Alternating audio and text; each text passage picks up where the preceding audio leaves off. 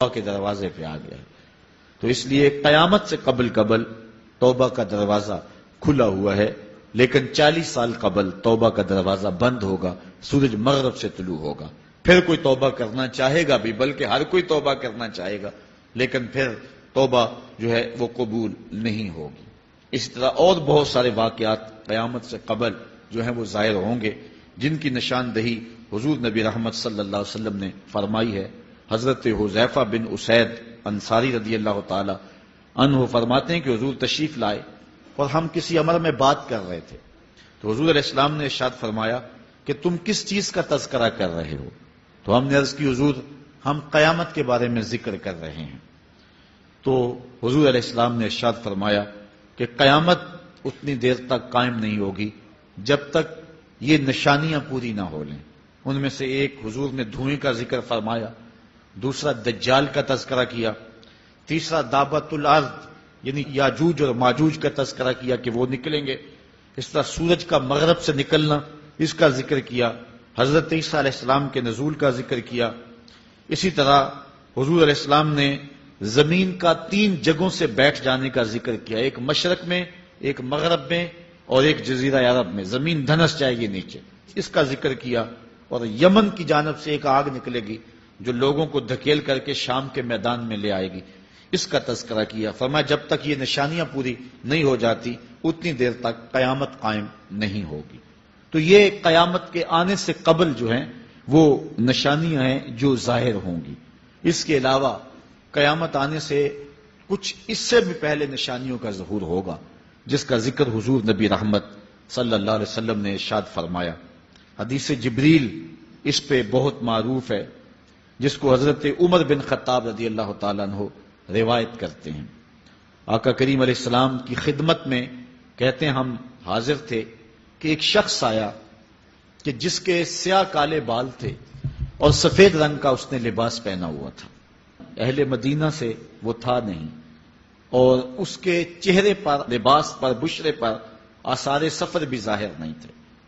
اگر مقامی ہوتا تو ہم جانتے ہوتے، اور اگر باہر سے آیا ہوتا تو اس کے چہرے پر، لباس پر جو ہے وہ سفر کے آثار ہوتے۔ اس زمانے میں اس طرح کے سفر تو نہیں تھے آسانی اور سہولت والے، تو جو بھی سفر کر کے دور سے آتا تو اس کا چہرہ بتاتا یہ مسافر ہے۔ تو کہا مسافر لگتا نہیں تھا اور اہل مدینہ سے تھا نہیں۔ ہم پریشان تھے کہ یہ کون ہے، لیکن وہ آیا اور حضور علیہ السلام کی خدمت میں اپنے زانو بچھا کر کے بیٹھ گیا۔ فَأَسْنَدَ رُكْبَتَيْهِ إِلَىٰ رُكْبَتَيْهِ، اپنے دونوں گھٹنے اس نے حضور علیہ السلام کے گھٹنوں سے جوڑے اور حضور کی خدمت میں یوں ادب سے بیٹھ گیا۔ پھر اس نے حضور علیہ السلام سے اسلام کے بارے میں پوچھا، حضور علیہ السلام نے جواب دیا۔ پھر اس نے کہا بالکل آپ نے سچ فرمایا ہے۔ ہم حیران ہوئے، خود ہی سوال کرتا ہے، خود ہی تصدیق کرتا ہے۔ پھر اس نے حضور سے ایمان کے بارے میں پوچھا، حضور نے کچھ ارشاد فرمایا ایمان یہ ہے، تو اس نے کہا بالکل صدقتا، آپ نے سچ کہا ہے۔ تو ہم پھر حیران ہوئے کہ خود ہی یہ سوال پوچھ رہا ہے اور خود ہی اس کی تائید کر رہا ہے۔ پھر اس نے احسان کے بارے میں پوچھا، تو حضور علیہ السلام نے اس کو جواب دیا کہ احسان یہ ہے کہ اللہ کی عبادت اس طرح کرے کہ تو اسے دیکھ رہا ہے، اور اگر یہ کیفیت نہیں ہے تو کم از کم یہ کیفیت پیدا کر لے کہ وہ تجھے دیکھ رہا ہے۔ اس نے کہا آپ نے سچ کہا۔ پھر اس کے بعد اس نے کہا مجھے اب قیامت کے بارے میں بتائیں۔ حضور علیہ الصلوۃ والسلام نے فرمایا جو ہے وہ مسئول سائل سے عالم نہیں ہے۔ تو اس نے کہا اچھا پھر مجھے قیامت کے کچھ نشانیاں بیان فرما دیں۔ تو حضور علیہ السلام نے اس شخص کو جو نشانیاں بیان فرمائیں وہ یہ تھی کہ لونڈی اپنی مالکہ کو جنم دے گی، بکریاں چرانے والے، اونٹ چرانے والے، ننگے پاؤں والے اور ننگے بدن والے تم دیکھو گے کہ عمارتیں بنانے میں ایک دوسرے سے آگے بڑھنے کی کوشش کریں گے۔ بہرحال تھوڑی دیر تک وہ حضور کی خدمت میں بیٹھا رہا۔ اس کے بعد جب چلا گیا تو تھوڑی دیر گزری تو حضور نے فرمایا عمر جانتے ہو یہ شخص کون تھا؟ عرض کی اللہ و رسولہ عالم، اللہ اور اس کا رسول جانتا ہے۔ فرمایا یہ جبریل امین تھا جو تمہیں تمہارا دین سکھانے کے لیے آیا تھا۔ تو حضرت جبریل امین نے آ کر کے حضور سے جو 4 سوالات کیے ان میں سے ایک سوال یہ تھا قیامت کب آئے گی اور قیامت کی نشانیاں کیا ہیں؟ تو حضور نے یہ نشانیاں بیان فرمائیں کہ لونڈی اپنی مالکہ کو جنم دے گی، اور یہ نشانی اب ہمارے سامنے ہے کہ آج اولادیں اپنے جو ہے وہ ماں باپ کی آقا بنی ہوئی ہیں، بیٹی آج ماں کی حکمران بنی ہوئی ہے۔ یہ دور جس کی نشاندہی کی وہ بالکل آج ہمارے سامنے ہے۔ حضرت ابو ہریرہ رضی اللہ تعالیٰ عنہ سے ایک روایت ہے جس کو نبی رحمت صلی اللہ علیہ وآلہ وسلم سے وہ بیان کرتے ہیں، بینما النبی صلی اللہ علیہ وسلم یحدث اذ جاء اعرابی فقال متی الساعۃ۔ حضرت ابو ہریرہ فرماتے ہیں کہ ہم حضور کی خدمت میں بیٹھے ہوئے تھے، ایک شخص حاضر ہوا، اس نے حضور سے کہا کہ حضور قیامت کب آئے گی؟ یہ سوال کیا، متی الساعۃ، قیامت کب آئے گی؟ آقا کریم علیہ السلام نے اس کو جواب دیا، اذا ضیعت الامانہ فانتظر الساعۃ، جب امانت کو ضائع کر دیا گیا تو سمجھ لے قیامت آ گئی۔ جب امانت کو ضائع کر دیا جائے گا تو سمجھ لے قیامت آ گئی ہے۔ قال کیف اضاعتها، عرض کی حضور امانت کو ضائع کرنا کیا مفہوم رکھتا ہے، اس کا مطلب کیا ہے؟ تشریح پوچھی حضور سے، تو حضور علیہ السلام نے جو جواب دیا وہ سماعت کیجئے۔ قال اذا وسد الامر الى غیر اہلہ فانتظر الساعۃ، فرمایا جب معاملات نااہل لوگوں کے سپرد کر دیے جائیں تو سمجھ لے کہ قیامت آ گئی۔ جب مسندوں کے اوپر مسندوں کے حقدار نہیں ہوں گے، جب زاغوں کے تصرف میں عقابوں کا نشیمن آ جائے گا، جب تخت و تاج کے مالک غدار، بے دین اور نااہل لوگ ہوں گے، جب تخت و تاج کی حکمرانی اور مسلح و امامت کے مسند کے اوپر بیٹھنے والے بھی نااہل ہوں گے، تو پھر سمجھ لینا کہ قیامت جو ہے وہ ظاہر ہو رہی ہے، اور قیامت کا پھر انتظار کرنا۔ آج جس زمانے سے ہم گزر رہے ہیں، ہم ذرا نظر اٹھا کر کے دیکھیں تو جس بھی منصب پر ہم کسی شخص کو دیکھتے ہیں، الا ماشاءاللہ کثیر تعداد یہی ہے کہ نااہل لوگ جو ہیں وہ عالی مرتبت مناصب کے اوپر بیٹھے ہوئے ہیں، جو کہ ان کے حقوق کو اور ان کے انتظام کو بھی نہیں جانتے، جو اس مسند کے تقاضوں سے بھی آگاہ نہیں ہیں، وہ بھی اس مسند کے اوپر بیٹھے ہوئے ہیں۔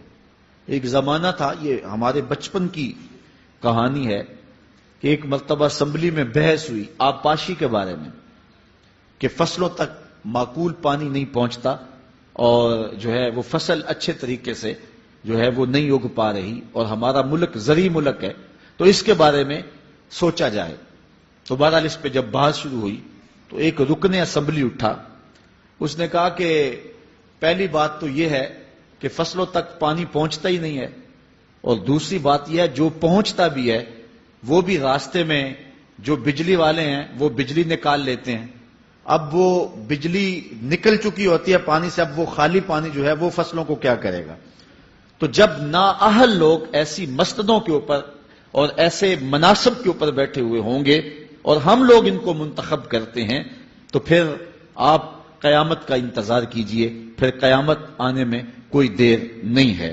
تو حضور علیہ الصلوۃ والسلام نے دو لفظوں کے اندر قیامت کے بارے میں یہ بات ارشاد فرما لی۔ یہ میں نے آپ کو اپنے بچپن کی کہانی سنائی ہے، لیکن اس دور کی کوئی ایک کہانی ہو تو میں آپ کے سامنے رکھوں۔ اس دور میں تو جو عالی مرتبت مناصب کے اوپر بیٹھے ہوئے انہیں سورہ فاتحہ تک نہیں آتی، سورہ اخلاص تک نہیں آتی ہے، تو اب بتاؤ کہ یہ قیامت کے قرب کی علامت ہے کہ نہیں ہے؟ آپ دیکھیں جس تخت پہ بھی، جس تاج پہ بھی، اور جس مسند اور منصب پہ بھی جو موجود ہے، کیا وہ اس کا حق ادا کر سکتا ہے یا اس کی اہلیت رکھتا ہے؟ وہ کیا کسی شاعر نے کہا تھا کہ ہر شاخ پہ الو بیٹھا ہے، انجام گلستاں کیا ہوگا؟ اور رومی نے اپنے زمانے میں کہا تھا کہ سگ وزیرو گرگ میرو موشرا درباں شود، این ارکان سلطنت ملک را ویراں شود۔ یہ ایک دردناک کہانی ہے، لیکن قیامت کی نشانیوں کے حوالے سے آپ اس بات کو سمجھیں اور حضور علیہ السلام کے فرمان کی روشنی کے اندر ہم اپنے حالات کا جائزہ لیں۔ حضرت انس رضی اللہ تعالی عنہ سے ایک روایت ہے، کہتے ہیں سمعت رسول اللہ صلی اللہ علیہ وسلم یقول، میں نے حضور علیہ السلام کو فرماتے ہوئے سنا ہے۔ یہ حضرت انس رضی اللہ تعالیٰ عنہ وہ صحابی ہیں جنہوں نے 10 سال تک حضور کی نوکری کی ہے، اور کہتے ہیں 10 سال میں ایک بار بھی ایسا نہیں ہوا کہ حضور نے مجھے اف بھی کہا ہو۔ کہتے ہیں کبھی ایسا ہوتا کہ میرے ہاتھ سے کوئی برتن ٹوٹ جاتا، ازواج مطہرات جو ہیں وہ اس پہ ناراض ہونے لگتی تو حضور علیہ السلام روک دیتے، فرماتے اسے کچھ نہ کہو، اس برتن کی عمر ہی اتنی لکھی ہوئی تھی، یہ اتنے عرصے کے لیے ہی پیدا کیا گیا تھا۔ تو آقا کریم علیہ السلام نے جو ہے وہ ازواج مطہرات کو بھی روکا کہ وہ مجھے جھڑکے نہ۔ خدم تو رسول اللہ صلی اللہ علیہ وآلہ وسلم 10 سنین، میں نے پورے 10 سال حضور کی نوکری کی ہے۔ بلکہ جب آپ کہیں گے کہ حضور کے خادم کا نام کیا ہے، سارے صحابی حضور کے خادم ہیں، لیکن نام حضرت انس رضی اللہ تعالی عنہ کا آئے گا، یہ حضور علیہ السلام کے خادم خاص ہیں، اور حضور سے بہت ساری باتیں انہوں نے سنی ہیں۔ تو ان باتوں میں سے ایک بات کہتے ہیں، سمیت رسول اللہ صلی اللہ علیہ وسلم یقولو، میں نے رسول کریم صلی اللہ علیہ وسلم کو کہتے ہوئے سنا، ان من اشراط الساعۃ ان یرفع العلم، قیامت کی نشانیوں میں سے ایک نشانی یہ ہے کہ علم اٹھا لیا جائے گا، جہالت پھیل جائے گی، علم اٹھا لیا جائے گا۔ آج لفظ زیادہ ہو گئے ہیں، انفارمیشن زیادہ ہو گئی ہے، لیکن جس کو علم کہا جاتا ہے، جو مومن کے سینے کا جمال اور نور ہے، آج وہ اٹھا لیا گیا ہے۔ آج لوگ کہتے ہیں جی جتنا علم آج ہے اتنا علم پہلے تو نہیں تھا۔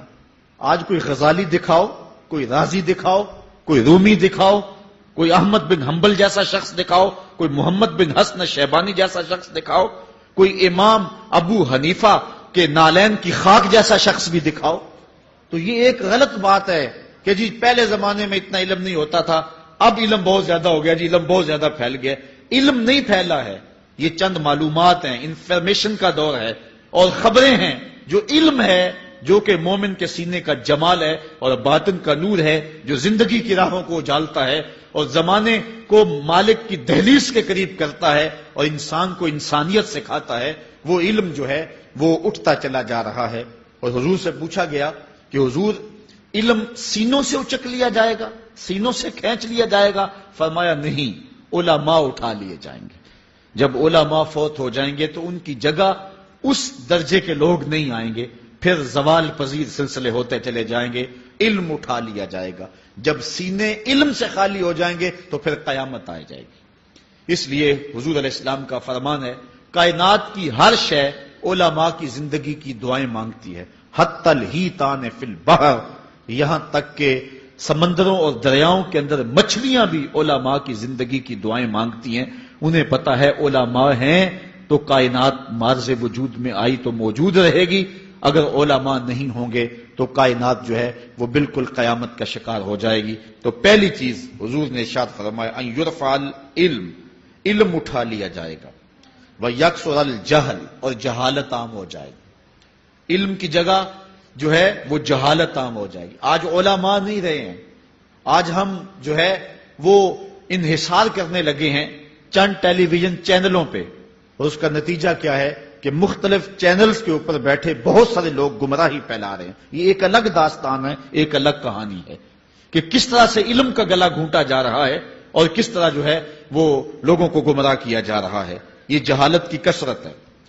اور تیسری بات جو حضور نے ارشاد فرمائی، وَيَكْثُرَ الزِّنَا، زنا عام ہو جائے گا۔ نظر کا زنا یہ تو اس زمانے کے اندر برا رہا ہی نہیں ہے، لوگ اس میں کوئی آر ہی نہیں سمجھتے۔ کسی کی بہن اور بیٹی کو دیکھنا اور اپنی آنکھوں کو شہوات سے بھرنا، یہ بندہ محسوس ہی نہیں کرتا ہے۔ حضور علیہ السلام نے ارشاد فرمایا، من زنا زنیا بہی ولو بہی تانے دارہی، جس نے زنا کیا یہ عمل اس کے گھر بھی لوٹے گا، اگرچہ وہ اپنی دیواریں اونچی اونچی کیوں نہیں کر لیتا۔ اگر آج کوئی کسی کی بہن بیٹی پر اپنی نظروں کو غلیظ کرتا ہے تو وہ یہ کیسے کہہ سکتا ہے کہ میری بہن اور میری بیٹی کسی کی گندی نظروں کا شکار نہیں ہوگی؟ یہ مقافات عمل ہے۔ گندم از گندم بروئد جو سے جو، از مقافات عمل غافل مشو۔ اس لیے بدکاری پھیل جائے گی، نظر کی بدکاری اور ہر طرح کی بدکاری، اور یہ اتنا برا اور کبھی کام ہے کہ اللہ تعالیٰ جل شانہ نے قرآن مجید میں اسے کھلی بے حیائی قرار دیا ہے۔ آج میڈیا کے ذریعے، آج انٹرنیٹ کے ذریعے، اور یہ جو موبائل پیکج کی مصیبت نکلی ہے، اس سے معاشرے کا امن خراب ہو گیا اور معاشرے کے اندر حیا کا جوہر جو ہے وہ لوٹ لیا گیا ہے۔ اپنی نسلوں کی حفاظت کریں، ان کے ہاتھوں سے جو ہے وہ ناول چھینیں، اور ان کے ہاتھوں سے جو ہے وہ اس طرح کی مخرب اخلاق سیڈیز چھین لیں اور ان کے ہاتھوں میں اللہ کا قرآن دیں اور رسول کریم علیہ السلام کی احادیث تھمائیں اور ان کو راہ حق کا مسافر بنائیں. یہ ذمہ داری ہے والدین کی. کل قیامت کے دن ایک عورت 4 مردوں کو جہنم میں لے جائے گی. عرض کیا گیا وہ کیسے؟ فرمایا ایک عورت کو حکم ہوگا جہنم کا تو وہ عرض کرے گی مالک میرے باپ کو بلایا جائے. باپ کو بلایا جائے گا، یا اللہ یہ میرا باپ ہے، میں اس کی بیٹی، میری تربیت کا جوہر اس کے ہاتھ میں تھا، آج جن بدکاریوں اور گناہوں کے سبب جہنم میں جا رہی ہوں اس کا ذمہ دار یہ ہے. وہ باپ جس نے اپنی بیٹی کو سب کچھ دیا، اپنی اولاد کی تعلیم کے لیے اپنے پلاٹ بیچ دیے، جائیدادیں فروخت کر دیں، نہیں دیا تو دین نہیں دیا. کل قیامت کے دن وہ اللہ کے حضور کیا جواب دے گا؟ ارشاد ہوگا اسے بھی پکڑو، اس کے باپ کو بھی پکڑو، جہنم میں لے جاؤ. عرض کرے گی نہیں مالک میرے بھائی کو بلایا جائے. بھائی کو بلایا جائے گا، مالک یہ میرا بھائی ہے، میں اس کی غیرت تھی، میں جن راہوں پہ چل کر کے تیرے عتاب اور تیرے قہر و غضب کی حقدار بنی اس کا ذمہ دار یہ ہے. اگر یہ مجھے روکتا، اپنی آبرو کی حفاظت کرتا، اپنی ناموس کا پہرا دیتا تو میں ان راستوں کی مسافر کیسے بنتی؟ میری خرابی کا ذمہ دار یہ ہے. اب وہ بھائی کیا جواب دے گا جو چوکوں اور موڑوں پہ کھڑا ہو کے آنے اور جانے والی بہنوں اور بیٹیوں کو دیکھتا ہے اور یہ سمجھتا ہے کہ میری بہنیں اور میری بیٹیاں گھر میں محفوظ ہیں؟ وہ قیامت کے دن کیا جواب دے گا؟ ارشاد ہوگا اسے بھی پکڑو، اس کے باپ کو بھی پکڑو، بھائی کو بھی پکڑو، جہنم میں لے جاؤ. عرض کرے گی نہیں مالک میرے شوہر کو بھی بلایا جائے. بلایا جائے گا، مالک یہ میرا شوہر ہے اور میں اس کی بیوی، میری تربیت کا جوہر ماں باپ کے بعد اس کے ہاتھ میں تھا اور اس کے پاس طلاق کی دھمکی ایسی چیز تھی، مجھے جو چاہتا منواتا اور جس انداز میں ڈھالنا چاہتا مجھے ڈھال لیتا، لیکن اس نے مجھے کبھی راہ حق کی طرف نہیں بلایا تھا. وہ شوہر کیا جواب دے گا جو خود اپنے دوستوں کو چائے پہ بلا کے اور اپنی بیوی کو سامنے برہنہ منہ بٹھا کے بعد میں اس کے حسن کی داد مانگتا ہو، بتاؤ بھابی کیسی ہے؟ تو وہ کیا جواب دے گا قیامت کے دن؟ ارشاد ہوگا اس کو بھی پکڑو، اس کے باپ کو بھی، اس کے شوہر کو بھی اور اس کے بھائی کو بھی جہنم میں لے جاؤ. عرض کرے گی نہیں مالک میرے بیٹے کو بھی بلایا جائے. بیٹے کو بلایا جائے گا، مالک یہ میرا بیٹا ہے، میں اس کی ماں ہوں، میرے سینے میں اس کے لیے تڑپتی ہوئی ممتا تو نے رکھی تھی، یہ روٹھ جاتا تو زندگی اجاڑ ہو جاتی. جو بھی چاہتا ضد کر کے منوا لیتا، مجھے کسی کے گھر کے برتن بھی مانجنے پڑے تو میں نے اس سے بھی گریز نہیں کیا، اس کی ہر فرمائش کو پورا کیا، اپنا زیور بیچ کے اس کی تعلیم مکمل کروائی. اگر یہ ضد کرتا کہ امی آپ نماز نہیں پڑھتی، میں آپ کے ہاتھ کا کھانا نہیں کھاؤں گا، امی آپ یہ عمل کیوں کرتی ہیں، یہ شریعت میں جائز نہیں ہے، تو میں جو ہے وہ کھانا نہیں کھاؤں گا، تو کیا میری ممتا مجبور نہ ہو جاتی؟ اس نے ساری زندگی کیا مجھے اس کے بارے میں کوئی کہا تھا، نیکی کی طرف بلایا تھا، بدی سے روکا تھا. جس بیٹے نے اپنی ماں سے ہر ضد پوری کروائی ہو تو اس نے صرف دین کے بارے میں کوئی ضد نہیں کی ہے، تو وہ کل قیامت کے دن کیا جواب ہوگا؟ ارشاد ہوگا اسے بھی پکڑو، اس کے باپ کو بھی پکڑو، اس کے خاوند کو بھی پکڑو، بھائی کو بھی پکڑو، بیٹے کو بھی پکڑو اور 5 کو گھسیٹ کے جہنم میں لے جاؤ. فرمایا ایک عورت 4 مردوں کو قیامت کے دن جہنم میں لے جائے گی. اس لیے میں اور آپ آج دیکھ لیں کہ ہمارا آخرت کا معاملہ کیا ہونے والا ہے اور ہم نے اس دنیا کے اندر کس طرح اپنی حفاظت کرنی ہے. چوتھی چیز جو حضور نے ارشاد فرمائی، وَيَكْثُرَ شُرْبَ الْخَمْرِ، اور شراب پینا عام ہو جائے گا. یہ قرب قیامت کی علامت ہے.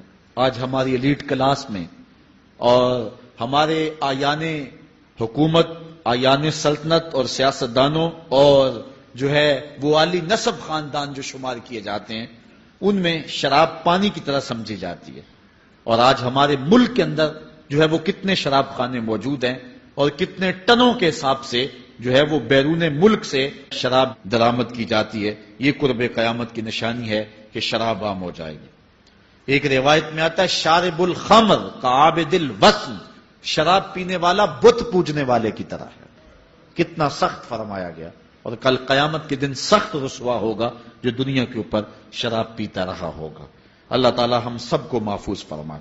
وَيَكِلَّ الرِّجَالِ وَيَكْثُرُ النِّسَاء، اور ایک نشانی حضور نے یہ ارشاد فرمائی کہ مرد تھوڑے ہو جائیں گے اور عورتیں زیادہ ہو جائیں گی. ایک تو عورتوں کی افزائش زیادہ ہوگی اور دوسری بات مختلف ہنگاموں میں، حادثات میں اور جنگوں میں مرد قتل کر دیے جائیں گے اور عورتیں زیادہ ہو جائیں گی، یہاں تک کہ حضور نے فرمایا حتی یکون ل50 امرأۃ القیم الواحد، یہاں تک کہ 50 عورتوں کا ایک مرد منتظم ہوگا۔ 50 عورتیں ہوں گی اور کمانے والا صرف ایک مرد ہوگا۔ یہ قرب قیامت کے حالات ہیں جو حضور نے بیان کیے۔ حالات اس طرف بڑھ رہے ہیں اور ایک وقت وہ آنے والا ہے کہ بالکل جو حضور نے فرمایا وہ چیزیں سامنے آئیں گی۔ حضرت ابو سعید خدری رضی اللہ تعالی عنہ سے ایک روایت سنیے۔ حضور نے ارشاد فرمایا مجھے قسم ہے اس رب کی جس کے قبضے میں میری جان ہے، اتنی دیر تک قیامت نہیں آئے گی، یہ وقت بھی آئے گا کہ جانور انسان سے باتیں کریں گے، انسان ان کی بولی سمجھے گا اور وہ ان سے باتیں کریں گے۔ وَحَتَّى تُكَلِّمَ الرَّجُلَ عَزْبَةُ صَوْتِهِ، اور اس کے کوڑے کی جو رسی ہے، اس کا جو پھندنا ہے، وہ بھی انسان سے باتیں کرے گا۔ وَالشِّرَاكُ نَالِهِ، اور اس کے جوتے کا تسمہ بھی اس سے بات کرے گا۔ يُخْبِرَ فَخِذُهُ بِمَا أَحْدَثَ أَهْلُهُ بَعْدَهُ، اس کا گھٹنا اس کو بتا دے گا اس کے بعد میں اس کے گھر والوں نے جو باتیں کی۔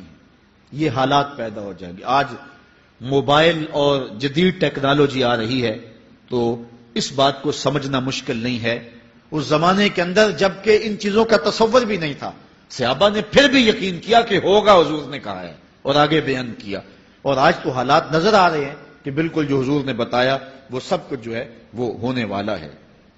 حضرت ابو ہریرہ رضی اللہ تعالی عنہ سے ایک روایت ہے، یہ وہ صحابی ہیں جنہوں نے سب سے زیادہ حضور علیہ السلام کے فرامین امت تک پہنچائے ہیں، کثرت کے ساتھ حضور کی صحبت کا دور پایا اور اصحاب صفہ میں سے تھے، زندگی کا ایک ایک لمحہ حضور کی قربت میں گزارا۔ حضرت ابو ہریرہ رضی اللہ تعالیٰ عنہ فرماتے ہیں کہ رسول کریم صلی اللہ علیہ وسلم نے ارشاد فرمایا اذا اتخذ الفیء دیوالا، جب مال غنیمت کو، جب سرکاری خزانے کو اپنی ذاتی دولت سمجھا جائے گا، اس میں تصرف کیا جانے لگے گا۔ سرکاری خزانے میں لوگ جس طرح چاہیں گے تصرف کریں گے، ایک زمانہ آئے گا اور وہ دیکھ لو بالکل ہمارے سامنے۔ والامانۃ مغنما، اور امانت کو مال غنیمت سمجھا جائے گا، جس طرح غنیمت بندہ استعمال کرتا ہے وہ امانت کو اس طرح غنیمت سمجھے گا اور اس کو جو ہے وہ غصب کر جائے گا۔ والزکوٰۃ مغرما، اور زکوٰۃ کو ٹیکس سمجھے گا، مجبور ہو کے دے گا، وہ زکوٰۃ دینا چاہے گا ہی نہیں۔ اور آج کتنے لوگ ہیں جو زکوٰۃ نہیں دیتے؟ اگر لوگ صحیح طور پہ زکوٰۃ ادا کر دیں اور زکوٰۃ کے جو حقدار ہیں ان تک پہنچے تو پاکستان میں صرف 1-2 سالوں کے اندر غربت ختم ہو جائے۔ اتنی دولتیں ہیں لوگوں کے پاس، اتنی جائیدادیں ہیں لوگوں کے پاس۔ ایک تو سارے لوگ زکوٰۃ ادا نہیں کرتے، دوسرا یہ ہے حقداروں تک نہیں پہنچتی۔ پیشہ ور مانگنے والے اور اس موسم کے اندر جو ہے وہ اپنے آپ کو غریب ظاہر کر کے اور مختلف اپنی مجبوریاں ظاہر کر کے مال ہتھیانے والے بہت سارے ہیں، اور زکوٰۃ دینے والا کہتا ہے میں جلدی جلدی فارغ ہو جاؤں۔ جتنی محنت مال کو کمانے میں صرف کی ہے اتنی ہی محنت حقداروں کو تلاش کرنے کے لیے بھی کرے تاکہ اس کی زکوٰۃ اصل مصارف تک پہنچے۔ تو قرب قیامت میں یہ ہوگا کہ زکوٰۃ کو ٹیکس جانا جائے گا۔ وَتُعُلِّمَ لِغَيْرِ الدِّينِ، اور علم دین کے لیے حاصل نہیں کیا جائے گا، دین کے علاوہ کے لیے حاصل کیا جائے گا۔ اس کے 2-3 مفاہیم ہیں۔ ایک تو مفہوم ہے کہ علم دین حاصل کرنا لوگ چھوڑ دیں گے، وہ انجینئر اور ڈاکٹر اور کیا کچھ بننے کے لیے جو ہے وہ علم حاصل کریں گے۔ نام خدمت انسانی ہی ہے کہ میں یہ سب کچھ کر کے اپنے وطن کی خدمت کروں گا، انسانیت کی خدمت کروں گا، لیکن بعد میں جب مسندوں پہ بیٹھتے ہیں اور جو حال کرتے ہیں وہ کسی سے مخفی نہیں ہے۔ مسیحا پھر کس روپ کے اندر آتا ہے اور کس طرح قوم کو دونوں ہاتھوں سے لوٹتا ہے، یہ قرب قیامت کی نشانیاں ہیں۔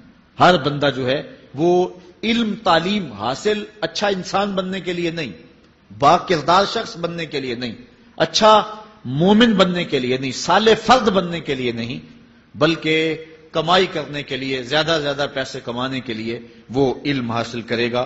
اور دوسری یہ بات کہ جو دین کا علم بھی حاصل کریں گے وہ بھی غرض و غائد جو ہے وہ اپنی چھوڑ دیں گے جس مقصد کے لیے جو ہے وہ علم حاصل کیا جاتا ہے۔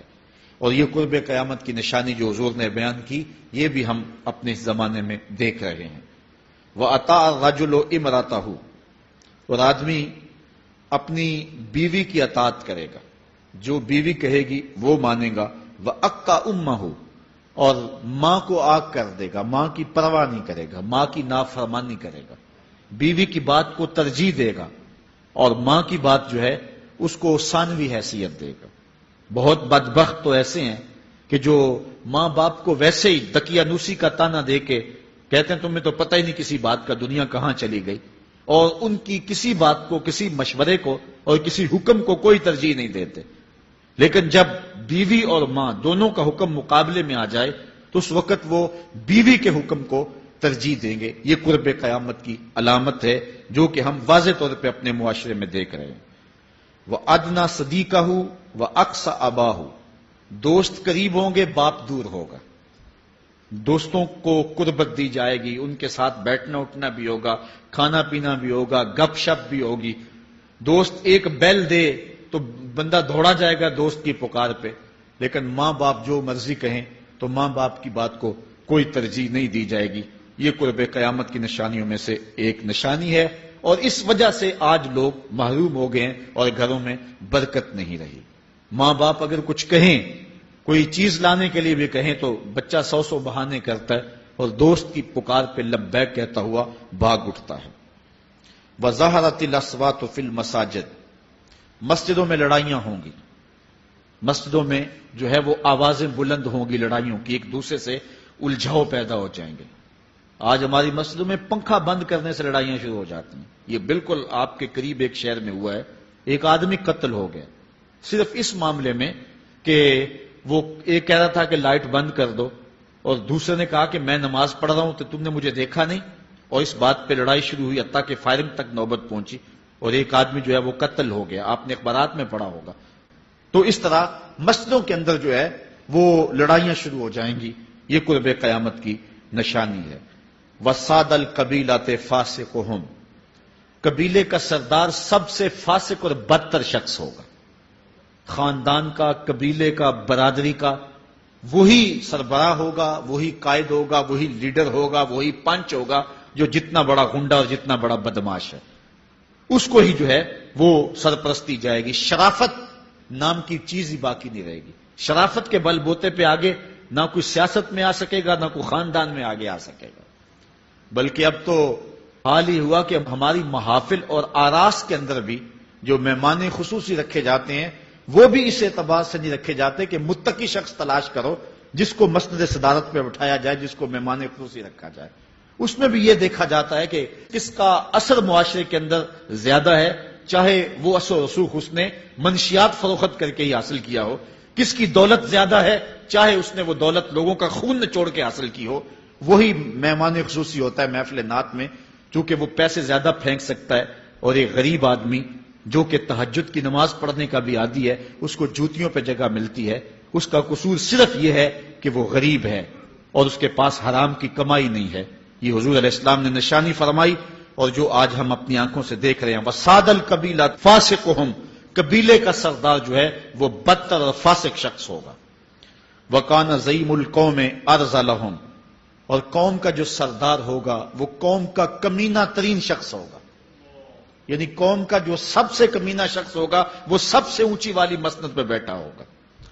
اور آپ دیکھ لیں، صرف پاکستان میں نہیں پوری دنیا پہ دیکھ لیں کہ ایسا نہیں دیکھ رہے ہم کہ جو بدبخت ہے، جو کمینہ ترین شخص ہے، فلک نے بخشی ہے انہیں خواجگی، جو جانتے نہیں روش بندہ پروری کیا ہے، جن کو اپنے نفع نقصان کا بھی نہیں پتا، اپنے آپ کا بھی شعور نہیں ہے، ہم کون ہیں، کس لیے آئے ہیں، جو مقصد حیات سے بھی آگاہ نہیں ہے، تو وہ قوم کے سردار ہوں گے۔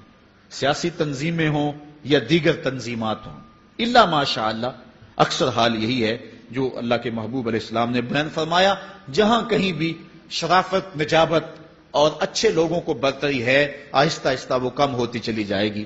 اور یہی ہوگا سارے کا سارا نظام جب قیامت آئے گی، تو یہی ہوگا کہ جتنا برا شخص ہوگا، جتنا کرپٹ شخص ہوگا، جتنا ظالم شخص ہوگا، جتنا ڈاکو لٹیرا اور انتہائی کمینہ صرف شخص ہوگا، وہی جو ہے وہ قوموں کا سردار ہوگا۔ وَأُكْرِمَ الرَّجُلُ مَخَافَةَ شَرِّهِ، اور آدمی کی عزت اس کی شر سے بچنے کے لیے کی جائے گی۔ فلاں بندے سے اگر تعلقات قائم نہ رکھے تو ہمیں نقصان پہنچائے گا. آج 10 نمبر کا غنڈہ بھی ہو تو لوگ اس سے تعلق ضرور استوار رکھتے ہیں, یہ فخر سمجھتے ہیں.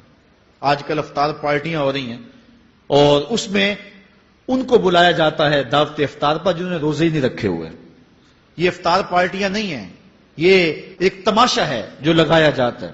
اس لیے یہ ایک مزاج ہوگا قرب قیامت میں جس کا بیان حضور علیہ السلام نے کیا, جبکہ ہم ہر روز یہ اللہ سے وعدہ کرتے ہیں وَنَخْلَعُ وَنَتْرُكُ مَن يَفْجُرُكَ, دعائے قنوت میں کہتے ہیں اے اللہ جو تیرے حکموں کو توڑتا ہے ہمارا اس سے کوئی تعلق نہیں ہوگا. یہ روز عہد کرتے ہیں لیکن مسجد سے نکل کے اس عہد کو توڑ دیتے ہیں, بلکہ بہت سارے تو مسجد کے اندر ہی توڑ دیتے ہیں. وَظَهَرَتِ الْكَيْنَاتُ وَالْمَعَازِفُ, اور گانے والی اور بجانے والی عورتیں اور گیت گانے والی عورتیں, رنڈیاں, یہ جو ہیں وہ گانا شروع کر دیں گی اور یہ عام ہو جائے گا.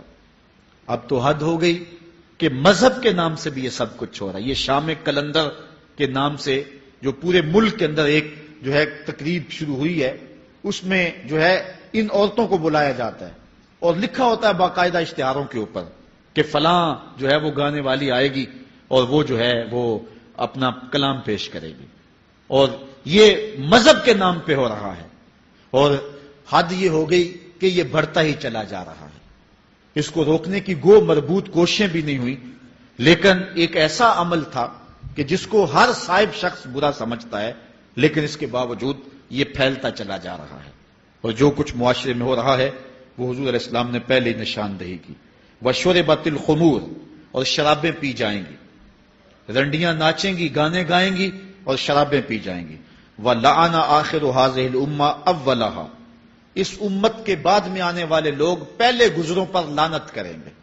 کہیں انہیں تو پتہ ہی نہیں ہے. پاکستان کے اندر باقاعدہ آرٹیکل چھپے اخبارات میں کہ محمد بن قاسم جو ہے وہ ڈاکو تھا, سلطان محمود غزنوی لٹیرا تھا. یہ مضامین شائع ہوئے. صحابہ کو گالیاں نہیں دی جا رہی, کتنے لوگ ہیں جو صحابہ کو برا بھلا کہتے ہیں. اور حضور علیہ السلام کے والدین طیبین جن کی وساطت سے یہ درے اور گوہر شاہوار ہمیں نصیب ہوا, ان والدین کو ممبروں پہ بیٹھ کے کیا جہنمی نہیں کہا جا رہا؟ تو یہ وہ زمانہ, کیا امام حسین کو باغی نہیں کہا جا رہا؟ پہلے لوگ اندر داخل ہو کے کرتے تھے اور کتابچے چھاپتے تھے, اب آہستہ آہستہ ممبروں پہ بھی آ گئے اور یہ بات کہی جانے لگی ہے. اس پر باقاعدہ اجتماعات منعقد ہوتے ہیں, اس پہ کہا جاتا ہے. ایک ٹی وی چینل کے اوپر یزید کو جو ہے وہ رحمت اللہ تعالی علیہ کہا گیا, کیا کچھ نہیں ہوا. یہ سب کچھ آپ کے سامنے ہے, یہ حضور نے بیان فرمایا, یہ ہونا تھا. آقا کریم علیہ السلام نے ارشاد فرمایا وہ وقت آئے گا کہ جو آخر والے ہوں گے وہ سمجھیں گے کہ ہم ہی جو ہے وہ دیندار ہیں, ہمیں دین کا ٹھیکہ ہے, اور پچھلوں پر لعنت بھیجیں گے کہ انہیں کیا پتا تھا دین کا. آج پچھلوں کے عقائد پر حملے ہو رہے ہیں اور انہیں مشرک کہا جا رہا ہے. میں نے ایک دن کہا تھا یہ بڑے زور سے کہا جاتا ہے جو یا رسول اللہ کہے وہ مشرک ہو جاتا ہے. میں نے کہا دیکھو اس فتوے کا اثر کہاں تک جاتا ہے. حضور علیہ السلام کے سارے صحابی آقا کریم علیہ السلام کی موجودگی کے اندر بھی, اور پھر دیکھیے مسلمہ کذاب کے مقابلے میں جو جنگ لڑی گئی, اس جنگ کے اندر حضرت خالد بن ولید نے لکھا کہ کافر بھی اللہ اکبر کا نعرہ لگاتے ہیں, ہم بھی اللہ اکبر کا نعرہ لگاتے ہیں, فرق نہیں معلوم ہوتا اپنا کون سا ہے اور بیگانہ کون سا ہے. تو حضرت صدیق اکبر نے لکھا کہ جب وہ اللہ اکبر کا نعرہ لگائیں تم اس کے جواب کے اندر یا محمد آہو کا نعرہ لگاؤ. وَقَانَ شِعَارُ الْمُسْلِمِينَ يَوْمَئِذٍ یا محمد آہو, اس دن مسلمانوں کا شعار یہ تھا جو یا محمد یا رسول اللہ کہتا تھا وہی مومن مانا جاتا تھا, باقی کو تہہ تیگ کر دیا جاتا تھا. تو اگر یا رسول اللہ کہنا شرک ہے تو پھر سارے صحابی وہ 10,000 صحابہ جو جنگ یمامہ میں شامل تھے ان کے بارے میں پھر کیا کہو گے؟ پھر حضرت زین العابدین کے بارے میں کیا کہو گے جو کربلا کے میدان میں مدینے کی طرف منہ کر کے کہہ رہے ہیں یا رحمت للعالمین ادرک لزین العابدین. پھر حضرت زینب کے بارے میں کیا کہو گے؟ یا محمد آہو یا محمد آہو حاذا حسین مزمل بالدماء, جو کربلا میں کھڑا ہو کے کہہ رہی ہیں اے میرے نانا حضور اے محمد عربی آپ کے حسین کو دیکھو خون میں نہا گیا ہوا ہے. تو پھر کیا یہ فتویٰ تمہارا کہاں تک پہنچے گا؟ نہ صحابہ بچیں گے, نہ اہل بیت بچیں گے, اور نہ اولیاء امت بچیں گے جنہوں نے کہا تھا یا رسول اللہ انظر حالنا یا حبیب اللہ اسما قالنا. تو یہ قیامت کی نشانیاں ہیں کہ اگلے جو ہیں وہ پچھلوں پر لانتے بھیجیں گے، ان کو برا بلا کہیں گے، صحابہ کو گالیاں، اہل بیت کو گالیاں، نواسب میں کیا کچھ نہیں کیا ہے. اور آج بھی جو دنیا کے اوپر ناسبی ہیں وہ اہل بیت کے بارے میں کیا کیا زبان استعمال نہیں کرتے، حضور کے والدین کے بارے کیا کچھ نہیں کہا جاتا. تو یہ سب کچھ ہونے والا ہے جو حضور علیہ السلام نے بیان کیا، کچھ ہو رہا ہے اور کچھ تم دیکھو گے اپنی آنکھوں کے سامنے. پھر ارشاد فرمایا فَارْتَقِبُوا عِنْدَ ذَلِكَ رِيحًا حَمْرَاءَ وَزَلْزَلَةً وَخَسْفًا وَمَسْخًا وَقَذْفًا وَآيَاتٍ تُتَابِعُ كَنِظَامٍ قُطِعَ سِلْكُهُ فَتُتَابِعُ. فرمایا کہ پھر جب یہ حالات ہوں گے اور یہ پوری طرح حالات معاشرے میں پیدا ہو جائیں گے تو پھر سرخ آندیاں آئیں گی، پھر انتظار کرنا سرخ آندیوں کا. وَزَلْزَلَةً اور زلزلے کا انتظار کرنا، وَخَسْفًا وَمَسْخًا وَقَذْفًا اور دھنسنے کا انتظار کرنا، اوپر سے پتھروں کے نازل ہونے کا اور شکلوں کے بگڑنے کا انتظار کرنا. اور آگے فرمایا وَآيَاتٍ اور ایسی نشانیاں آئیں گی ایک دوسرے کے پیچھے آئیں گی، جس طرح تسبیح کا دھاگا ٹوٹ جائے تو پیدل پہ اس کے دانے گرتے ہیں. تو یہ سارے عذاب جن کا ذکر حضور نے کیا میں مسلسل اوپر نیچے یہ تمہارے تک پہنچیں گے. حضرت انس رضی اللہ تعالیٰ عنہ سے ایک اور روایت لیتے ہیں، حضور علیہ السلام نے ارشاد فرمایا لا تقوم الساعة حتى يتقارب الزمان فتكون السنة كالشهر والشهر كالجمعة وتكون الجمعة كاليوم ويكون اليوم كالساعة وتكون الساعة كالدرمة بالنار. فرمایا جب قیامت آئے گی اتنی دیر تک قائم نہیں ہو سکتی جب تک زمانے مختصر نہیں ہو جائیں گے، زمانے سمٹ نہیں جائیں گے، حتیٰ کہ سال مہینے جتنا ہو جائے گا، اور مہینہ ایک جمعۃ المبارک جتنا ہو جائے گا، اور ایک جمعہ ایک دن جتنا ہو جائے گا، اور ایک دن ایک گھڑی جیسا ہو جائے گا، اور ایک گھڑی ایسے ہوگی جس طرح آگ کا شعلہ جلایا اور وہ بجھ گیا. اور آج آپ دیکھ نہیں رہے کہ دن کتنی جلدی گزرتا. کسی زمانے میں ہم گرمیوں کی چھٹیاں کاٹتے تھے تو گزرتی نہیں ہوتی تھی گرمیوں کی چھٹیاں، لیکن آج آپ دیکھیں یہ دوپہر نہیں گزرتی ہوتی تھی. رمضان المبارک گرمیوں کے روزے جب ہمارے بچپن میں آئے تھے تو دوپہر نہیں گزرتی ہوتی تھی، لیکن آج وہی گرمیاں ہیں، لیکن ادھر سے سورج طلوع ہوتا ہے ادھر سے غروب ہو جاتا ہے. وقت سمٹ گئے، زمانے سمٹ گئے، اور یہ قرب قیامت کی نشانیاں ہیں. خرابی اتنی زیادہ ہوگی. حضور نے ارشاد فرمایا حضرت ابو ہریرہ سے ہے، آدمی گزرے گا اور ایک پرانی سی قبر دیکھے گا اور کہے گا وَيَقُولُ يَا لَيْتَنِي كُنْتُ مَكَانَ صَاحِبِ هَذَا الْقَبْرِ وَلَيْسَ بِهِ الدِّينُ إِلَّا الْبَلَاغُ. فرمایا انسان قبر کے قریب سے گزرے گا تو گزرتے ہوئے وہ ٹھنڈی آہ بھر کے کہے گا کاش کہ اس قبر کا مکین میں ہوتا. اور فرمایا دین سوائے آزمائش کے اور کچھ نہیں رہ جائے گا. یہ قرب قیامت کی وہ نشانیاں ہیں جو حضور علیہ السلام نے بیان کی. ایک اور نشانی حضور علیہ السلام نے بیان فرمائی کہ قرب قیامت کے اندر دین کا کام بھی درہم و دینار سے ہوگا. اس کے دو مفاہیم ہیں. ایک مفہوم تو یہ ہے کہ دین کا کام کرنے والے بھی پیسے ٹگے کے بغیر جو ہے وہ ایک قدم نہیں چلیں گے. کیا آج 2-2, 3-3 لاکھ روپے نعت پڑھنے کے نعت خواں وصول ہم سے نہیں کر رہے؟ اور آج جو ہے وہ کیا دین کوڑیوں کے عوض بیچا نہیں جا رہا؟ آج گھر نکلنے سے قبل طے نہیں کیا جاتا کتنے اب دو گے، کتنے واپسی پہ دو گے اور کتنے اوپر نچھاور کرو گے؟ دین کیا کوڑیوں کے عوض اور پیسے کے عوض بیچا نہیں جا رہا؟ ایک اس کا مفہوم یہ ہے. اور دوسرا مفہوم اس کا یہ ہے قرب قیامت میں اگر کوئی دین کا کام کرنا بھی چاہے گا تو درہم و دینار کے بغیر نہیں ہو سکے گا. یعنی اس کو ضرورت ہوگی کہ میرے پاس مال ہو، حالات ہوں اور میں دین کا کام کروں. اگر اس کے پاس حالات نہیں ہوں گے تو دین کا کام اس کے لیے کرنا مشکل ہو جائے گا. جس طرح کسی زمانے میں علماء برگد کی چھاؤں میں بیٹھ کے اور لوگ ان کے پاس بھی آ گئے، کوئی وسائل کی ضرورت نہیں تھی، وہ پڑھا سکتے تھے، لوگ بیٹھ گئے. امام محمد بن حسن الشیبانی جب پڑھانے بیٹھے تو آپ کی مجلس میں جو لوگ آ کے سیکھتے تھے وہ تعداد ان کی تو بہت ساری تھی، لیکن جو باقاعدہ آپ کی باتوں کو لکھتے تھے وہ 4000 لوگ تھے. 4000 کلمے اور دواتیں حضرت امام محمد بن حسن شیبانی کی مجلس کے اندر پڑی ہوا کرتی تھی.